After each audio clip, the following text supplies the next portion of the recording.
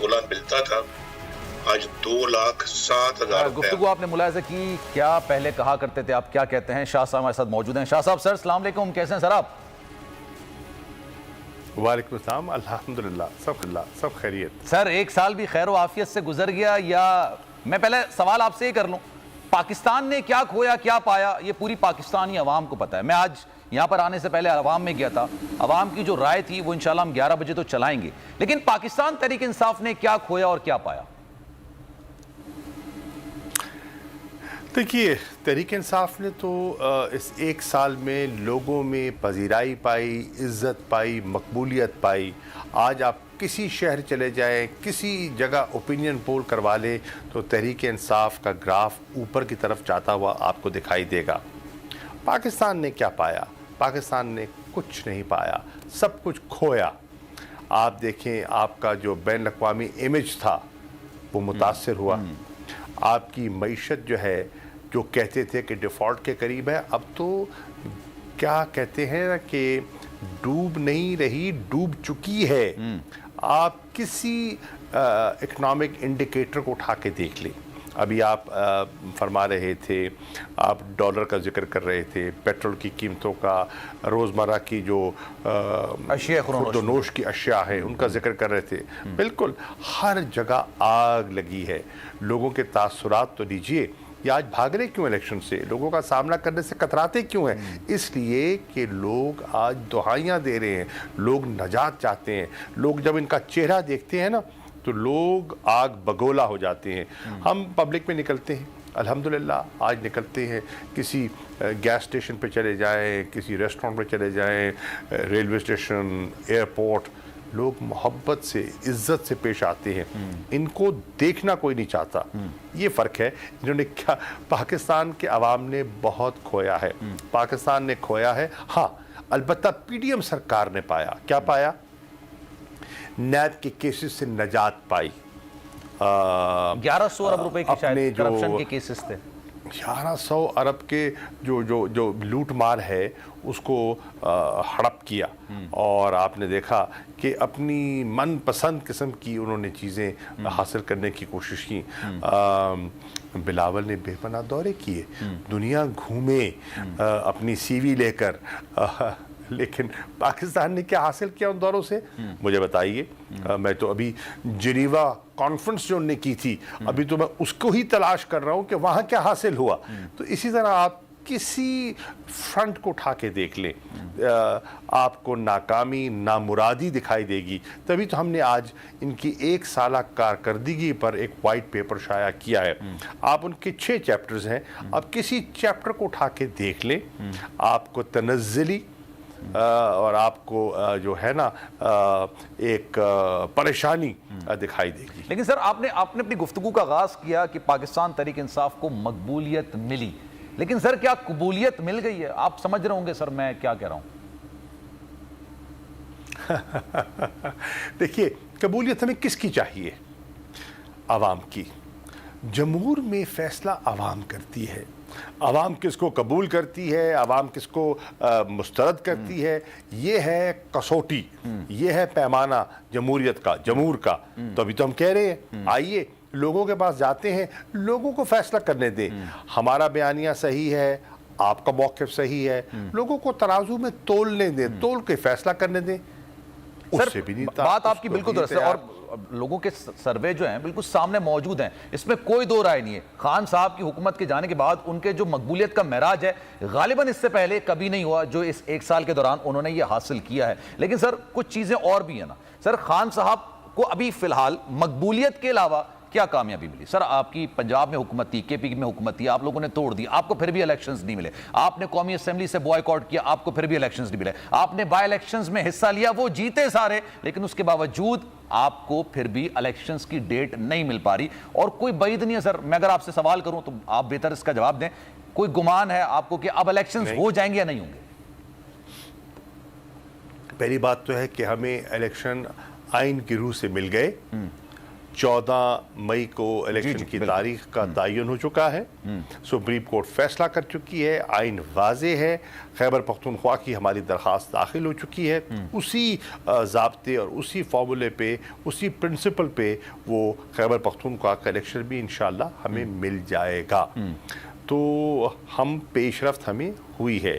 और अब यकीन है आपको कि 14 मई को इंतखाबात होने हैं, अब एट एनी कॉस्ट होने हैं? देखिए सलमान मिर्ज़ा साहब, अगर 14 को इलेक्शन नहीं होने तो इसका मतलब है इस मुल्क कानून की और आइन की हुक्मरानी दफन हो गई। इसका मतलब है नजरिया ज़रूरत गालिब आ गया।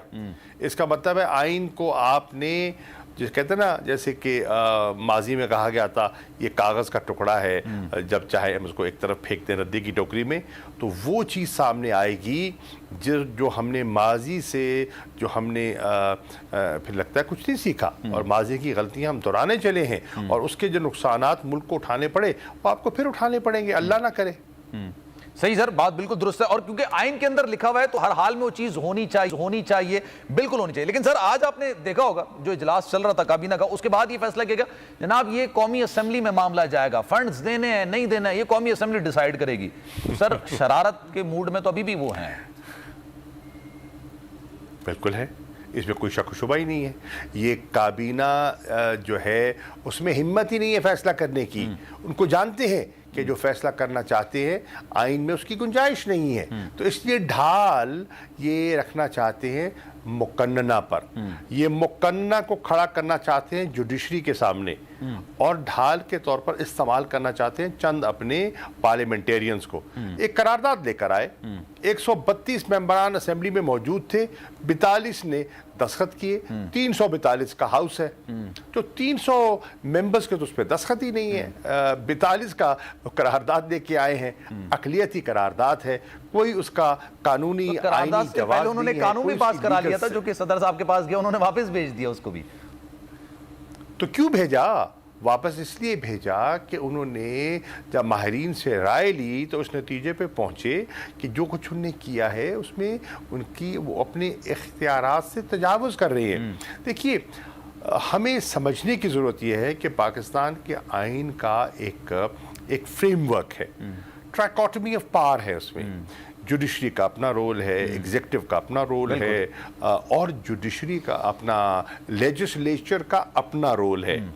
और आइन ने बड़ा क्लियरली उनको कंपार्टमेंटलाइज किया है और उनमें एक हसीन इम्तजाज भी है और उनका अपना अख्तियार भी है और सबको कहा है कि अपने दायरे में रहो। जब दायरे से तजावुज़ करोगे, जैसे ये करने की कोशिश कर रहे हैं, तो फिर मुश्किलात पैदा होंगी और उसके असरात आपने माजी में भी देखा कि नज़रिया ज़रूरत के तहत जो कुछ हुआ। आपने देखा कि जस्टिस मुनीर की जो छाप लगी वो आज तक जो है वो हमें कहते हैं ना वो हॉन्ट कर रही है। तो क्या उसको आगे लेके जाना चाहते हैं? लेकिन सर एक चीज और भी है ना सर, पिछला एक साल गुजर गया, उसमें खान साहब का क्लियर कट मौक़िफ़ था, मैं इन लोगों के साथ बात नहीं करूंगा। मौजूदा हुकूमत बुलाती रही कि जनाब आप आए, बैठ के बात करें, कंसेंसस कर लें, लेकिन खान साहब कहते थे कि जनाब इलेक्शन की डेट से पहले कुछ नहीं हो पाएगा, नहीं मिल पाई इलेक्शन की डेट। फिर खान साहब ने कहा चलें पाकिस्तान के आइन के अंदर, कानून के अंदर रहते हुए मैं हर एक से बात करने के लिए तैयार हूं, इलेक्शंस के लिए बात करने के लिए तैयार हूं। उसके बाद मौलाना फजल रहमान साहब का बयान आया, शहबाज शरीफ साहब ने फ्लोर ऑफ द हाउस के अंदर बोल दिया कि जनाब बात उस वक्त तक नहीं होगी जब तक माफी नहीं मांगी। आपको लगता है सर, आपने तो पाकिस्तान को रिप्रेजेंट किया है वजीर खारजा की हैसियत से पूरी दुनिया के अंदर, तमाम मामला जंगे बातचीत से सॉल्व होती हैं, आपको लग रहा है सर अभी भी बातचीत होनी चाहिए, करनी चाहिए? कौन इनकार कर रहा है? किसने इनकार किया बातचीत से? हमने हमेशा बातचीत को तरजीह दी है और बातचीत के लिए तैयार है, लेकिन बातचीत का मकसद, बातचीत का कोई एजेंडा होता है, उसकी एक इनेबलिंग एनवायरनमेंट क्रिएट की जाती है। एक तरफ आप बातचीत की दावत देते हैं और दूसरी तरफ घरों पे छापे मारते हैं, हमला करते हैं, कारकुनों को गिरफ्तार करते हैं, कस्टोडियल टॉर्चर होता है। देखिए ना, आप देखिए ना, अगर आपने मुझसे गुफ्तगू करनी है तो गुफ्तगू का माहौल बनाते हैं ना। आप मुझे डंडे के जोर पे गुफ्तगू तो नहीं करवा सकते, आप मुझे दलील और मंतक के जोर पर गुफ्तगू करा सकते हैं और मैं करने को तैयार हूं। लेकिन आप समझेंगे अगर बाजू मरोड़ेंगे, जैसे कि मरोड़ा जा रहा है, अली अमीन गंडापुर के साथ क्या हो रहा है, उससे पहले और हमारे साथियों के साथ क्या हुआ, ये आपके सामने है। ہم سب کو پابند سلاسل کیا گیا. بہت سے کارکنوں کو, ہمارے سوشل جو ایکٹیوسٹ ہیں میڈیا کے, ان کو اٹھایا گیا. ان کا گناہ کیا تھا, ان کا قصور کیا تھا, انہوں نے جرم کیا کیا تھا؟ ٹھیک, لوگوں کو گھروں سے اٹھایا گیا. جب ہم ایک اپنا پرامن احتجاج کرنا چاہ رہے تھے, جب مینار پاکستان میں 25 مارچ کو ہمارا جلسہ ہونا تھا, اب جلسے پہ تو کوئی پابندی نہیں ہے. اجازت لی, عدالت سے اجازت لی, اجازت ملی, جلسہ کر رہے تھے. کیا ہوا؟ 3000 کے لگ بھگ ہمارے کارکنوں کو پنجاب کے مختلف اضلاع سے گرفتار کیا گیا. کیوں؟ کوئی روزہ کھول رہا تھا, کوئی تراویح پڑھ کے آیا تھا, کوئی لاہور کی تیاری کر رہا تھا. سر اس سے حاصل کیا ہوا؟ What do you think, سر کیا حاصل ہو گیا اس سے؟ کچھ شرمندگی. حاصل کیا ہوا؟ لاہور میں جلسہ ہوا, ایک گاڑی باہر سے نہیں آئی, پابندی تھی, کنٹینرز تھے, رکاوٹیں تھی, سب کچھ تھا, لیکن لاہور کے لوگ نکلے, اور اتنے نکلے کہ مینار پاکستان حد نگاہ تک لوگ ہی لوگ تھے. تو کیا ہوا؟ جلسہ بھی ہو گیا, اور ان کو شرمندگی بھی اٹھانا پڑی. لیکن سر اچھا, کیونکہ مجھے بریک پہ بھی جانا ہے, لیکن میں سر آپ سے چاہوں گا اس پر آپ کامنٹ ضرور کریں. سر آپ ایک طویل عرصے سے پاکستانی سیاست میں, ہم تو سر آپ کی سیاست کو دیکھ کے ہم نے صحافت سیکھی ہے, صحافت کی طرف آئے. سر یہ بتائیے گا, دل کے کسی کونے میں یہ پچھتاوا ہے کہ اسمبلی, چاہے وہ قومی اسمبلی ہو یا پنجاب اسمبلی ہو یا کے پی اسمبلی ہو, چھوڑنا نہیں چاہیے تھا, نہ ہی قومی اسمبلی, کیونکہ آپ نے پھر دوبارہ سے اپنے استعفے جو جمع کرائے تھے وہ واپس لینے کی کوشش کی. کے پی اور پنجاب اسمبلی نہیں توڑنی چاہیے تھی, اب توڑ تو گئی, لیکن آپ کو لگ رہا ہو کہ اب اس کے بعد جو معاملات ہوئے, خان صاحب خود کہتے ہیں مجھے نہیں پتا تھا کہ یہ معاملات ہوں گے, میں نے تو اس امید سے توڑی تھی کہ 3 مہینے کے اندر الیکشنز ہو جائیں گے, تو آپ کے ذہن میں کبھی آیا خیال کہ نہیں توڑنی چاہیے؟ میری رائے میں, میری یہ دیانتدارانہ ویو ہے کہ جو پنجاب کی اسمبلی اور خیبر پختونخوا کی اسمبلی ہم نے ڈیزالو کی, وہ ہمارا آئینی استحقاق تھا, ہم نے استعمال کیا. اور ہم یقیناً ان جو کارستانیاں ہیں, جو معاہدے ہیں, جو اپنا غریب کو چکی میں انہوں نے پیس دیا ہے, ہم اس کے حصہ دار نہیں بننا چاہتے تھے. اور ہمیں یہ قوی امکان تھا کہ اس قدم سے ہمیں انتخابات ملیں گے, اور ملے. تو سر دوبارہ الیکشنز ہو گئے, پھر بھی تو آپ حصے دار بن جائیں گے نا کسی نہ کسی طریقے سے. اگر الیکشنز ہو گئے اور آپ 2/3 میجورٹی لے لیں گے, پھر بھی آپ بنا لیں گے اسمبلی. دیکھیے, عرض یہ ہے کہ ہم نے دیکھنا ہے, ان کی ترجیحات اور ہماری ترجیحات ایک نہیں ہیں. بالکل. ان کی ترجیح کیا ہے؟ ان کی ترجیح نیب کے کیسز ہیں, ہماری ترجیح عوام کو ریلیف دینا ہے. بڑا فرق ہے, ٹھیک ہے. جہاں تک قومی اسمبلی کا تعلق ہے, اس میں میری ایک رائے تھی, اور پارٹی نے جو فیصلہ کیا سر خم تسلیم کیا. میری یہ رائے تھی کہ ہمیں نیشنل اسمبلی میں رہ کر اندر سے بھی مزاحمت کرنی چاہیے اور باہر سے بھی مزاحمت کرنی چاہیے, اور یہ ایک 2 pronged اٹیک ہمارا. اور آپ کو لگتا ہے کہ سر مین وائل اگر آپ ہوا کیا سر, اگر آپ کو لگتا ہے مین وائل اگر آپ نیشنل اسمبلی میں ہوتے تو شاید یہ حکومت اتنی آگے نہیں بڑھ پاتی, ہو سکتا ہے آپ دوبارہ سے حکومت ریگین کر لیتے, پھر چاہے آپ اسمبلی توڑ دیتے اور پھر الیکشنز کروا دیتے. دیکھیے, وہ تو خیر بہت سے مفروضے ہیں اور بہت سی ہماری خواہشات ہیں, لیکن یہ ہے کہ اگر یہ جو اس وقت پاکٹ اپوزیشن دکھائی دے رہی ہے نا, کم از کم یہ تو نہ ہوتی. یہ تو آج ہاؤس میں تصویر کا ایک رخ پیش کیا جا رہا ہے, دوسرا رخ لوگوں کے سامنے ہی نہیں ہے. اپوزیشن تو ہے ہی نہیں. قائد حزب اختلاف جو ہے وہ تو ان کی ٹکٹ کے خواہش مند ہیں. تو جو ٹکٹ کا آرزو ہے, جو آرزو لیو ایٹ ہے, انہوں نے تنقید کیا کرنی ہے, انہوں نے عوام کی نمائندگی کیا کرنی ہے, انہوں نے تو خوشامد کرنی ہے, اور وہ کر رہے ہیں.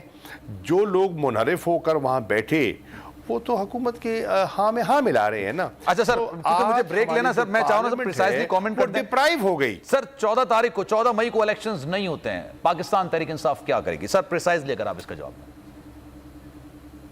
دیکھیے, اگر 14 تاریخ کو خدا نہ خواستہ الیکشن نہیں ہوتے تو اس کا مطلب اس ملک میں رول آف لا ختم ہو گیا, آئین ختم ہو گیا, اور تحریک انصاف آئین کی بحالی کے لیے, جمہوریت کی بحالی کے لیے اپنی جدوجہد اور تحریک کا آغاز کرے گی. اور ہم کوشش کریں گے وکلا کو, لیکن نہیں, اس کے بہت سے زاویے ہیں, بہت سی چیزیں سامنے آ سکتی ہیں. ہم وکلا کو, سول سوسائٹی کو اور جمہوری لوگوں کو یکجا کرنے کی کوشش کریں گے, اور آئین شکنوں کو باور کرائیں گے.